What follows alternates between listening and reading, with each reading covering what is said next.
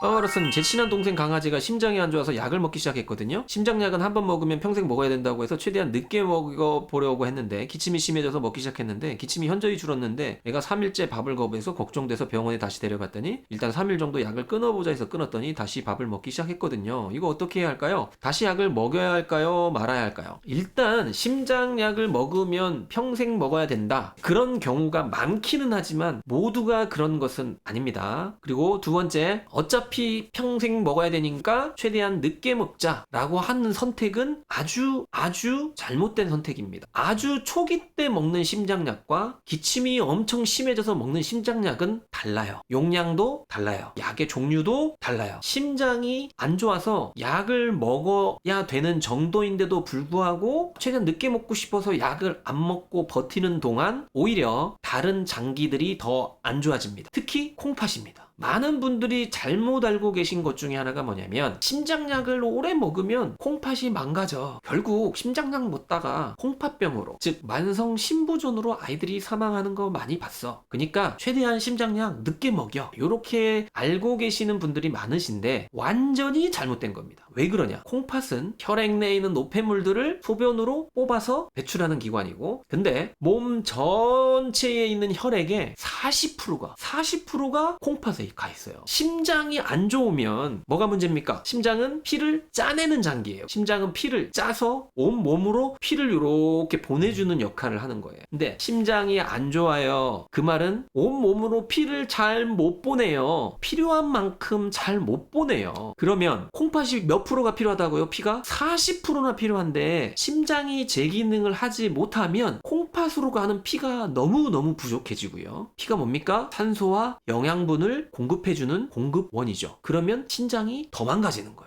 다시 돌아가서 심장약을 오래 먹으면 콩팥이 망가진다던데요? 이것도 잘못된 얘기입니다. 심장이 안 좋은데 심장약을 먹지 않으면 심장약을 먹었을 때보다 콩팥이 더 빨리 망가집니다. 예외는 딱 하나 있어요. 심장약을 너무 과하게 먹는 경우. 심장약을 5 정도만 먹어도 되는데 너무 과잉 처방을 한 거예요. 10, 15 이만큼을 과잉 처방하는 경우. 이미 심장에서는 콩팥으로 피를 잘 보내주고 있는데 약을 과하게 먹게 되면 결국 이 약은 간이나 콩팥에 무리를 줄 수가 있겠죠. 그런 경우가 예외입니다. 그 다음에 우리 빠마브라스님의 질문으로 넘어가서 심장약을 먹으면서 기침이 확 줄었는데 심장약을 먹은 다음부터 식욕이 확 떨어졌다. 심장약을 딱 끊으니까 다시 기침이 올라가고 식욕도 올라갔다. 어떻게 해야 될까요? 약을 먹어야 되나요? 말아야 되나요? 기침이 안 하는 게 중요한가요? 밥을 먹는 게 중요한가요? 이렇게 이분법적인 게 아닙니다. 그럼 어떻게 하면 되냐고요? 담당 선생님이 이제부터 능력을 발휘하시는 거예요. 어떤 능력이요? 이제부터 약을 조절하시는 겁니다. 처음에 처방한 약의 용량이 있을 겁니다. 심장약은 한 가지가 아니에요. 이뇨제도 있고 에이스 이니비터라는 것도 있고 때로는 기관 확장제라는 것도 들어가기도 하고 등등등. 최소한 심장약 들어가면 최소한이 한 3가지 정도, 좀 많이 들어가는 아이들은 한 6가지 정도까지도 약의 종류가 들어가거든요. 처음에 약을 처방해 줬는데 먹자마자 기침이 확 좋아졌다? 일단 약은 부족한 상태는 아니라는 거잖아요. 그러면 이제부터 담당 선생님이 기지를 발휘해서 이 아이를 체크를 하면서 약을 이제 조절하기 시작할 거예요. 이뇨제를 1만큼 넣는데 이뇨제는 0.5로 줄이고 기관지 확장제도 넣었었는데 효과가 너무 좋으니까 기관지 확장제는 빼고 요렇게 해서 일주일 먹여볼게요. 먹는데 기침은 한 10만큼 올랐는데 식욕이 쫙 올랐다. 이 상황에서는 기침이 좀 한 10만큼 올랐으니까 이 상태로 유지해도 될 것인지 아니면 조금 더 내리기 위해서 다른 약물을 조정하거나 할 것인지 이런 것들을 하는 게 수의사입니다. 수의사가 그런 걸 하는 거예요.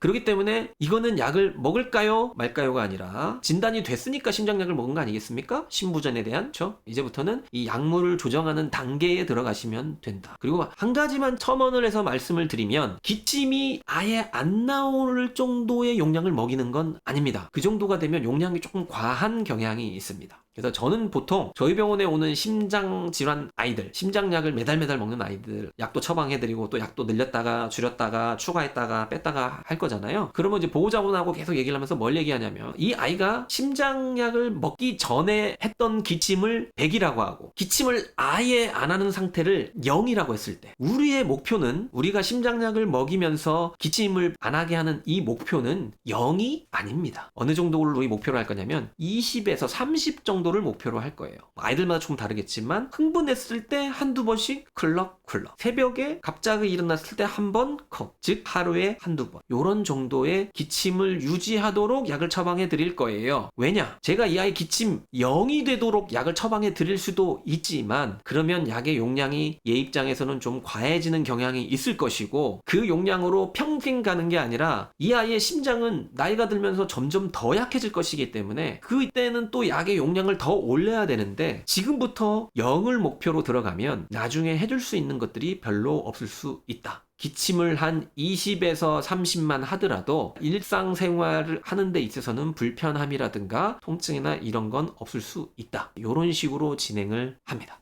심장약에는 이유자가 들어간다고 하더라고요. 그래서 밥은 안 먹고 물만 엄청 마신대요. 원래 식욕이 좋은 아이였다면요, 심장약을 적절한 용량으로 먹으면 식욕이 떨어지지 않습니다. 오히려 올라갑니다. 얘가 식욕이 원래 좀 별로 없는 애예요. 입도 짧고 막 입도 까다로운 애예요. 그런 경우라면은 변수가 될 수 있어요. 왜냐면 약을 먹는다는 것 자체의 스트레스, 약의 맛을 느끼는 것들, 이런 것들이 식욕을 더 떨릴 수 있기 때문에요. 심장이 안 좋으면 호흡이 힘들어져요. 기침만 하는 게 아니라 호흡 자체도 가빠지고 호흡을 깊게 못하고 얕게 빠르게 급하게 하게 됩니다. 그러면 음식을 삼킬 때마다 힘듭니다. 아이들. 심한 경우에는 고통스럽기도 해요. 왜냐면 음식을 삼킬 때는 호흡을 편하게 할 수는 없거든요. 그래서 식욕이 떨어지는 경우도 있습니다. 그래서 적절한 용량으로 심장약을 잘 맞춰서 먹이면 원래 식욕이 괜찮은 아이라고 한다면 식욕은 떨어지지 않을 거기 때문에 걱정은 안 하셔도 됩니다.